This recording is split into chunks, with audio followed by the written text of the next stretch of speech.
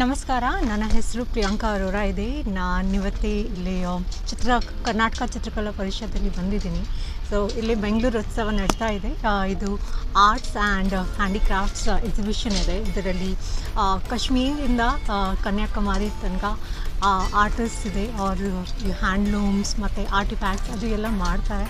And this is specially for ಇದು pre Ugadi ಶಾಪಿಂಗ್ಗೋಸ್ಕರ ತುಂಬ ಒಳ್ಳೆ ಕಲೆಕ್ಷನ್ ಇದೆ ಇಲ್ಲಿ.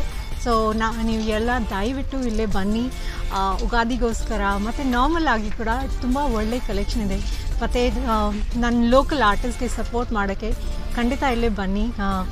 ಈ ಕಲೆಕ್ಷನ್ಗೆ ನೋಡಿ ಶಾಪಿಂಗ್ ಮಾಡಿ. And thank you so much.